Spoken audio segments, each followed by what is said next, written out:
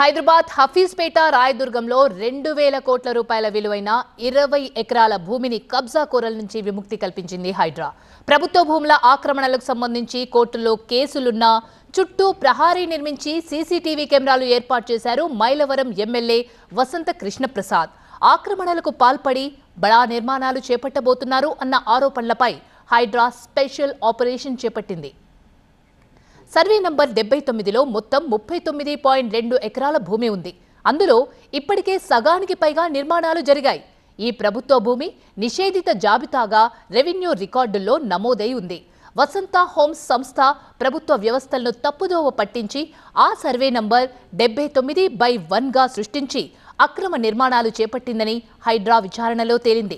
ఇప్పటికే 19 ఎకరాలు కాజేసి ఇళ్లు నిర్మించి విక్రయించింది వసంత హోమ్స్. ఖాళీగా ఉన్న 20 ఎకరాల ప్రభుత్వ భూమిలో ఆఫీస్తో పాటు షెడ్డులు ఏర్పాటు చేసి వివిధ సంస్థలకు నా బిజినెస్ కి జీఎస్టీ నోటీస్ వచ్చింది. ఇప్పుడు ఏం చేయాలో అర్థం కావట్లేదు. ఇప్పుడే ఒక జీఎస్టీ ఎక్స్పర్ట్ తో మాట్లాడు. ఇప్పటికిప్పుడు జీఎస్టీ ఎక్స్పర్ట్ అంటే ఎక్కడ దొరుకుతారు? బాస్ వాలా బీ ద బాస్ అద్దెకిచ్చింది. ఈ భూములపై సుప్రీంకోర్టులో చాలా కాలంగా కేసు పెండింగ్లో ఉంది. అయినా కోర్టు ఆదేశాలను ధిక్కరిస్తూ అక్రమంగా నిర్మాణాలు చేపట్టి వివిధ సంస్థలకు అద్దెకిచ్చినట్టు ఆరోపణలున్నాయి.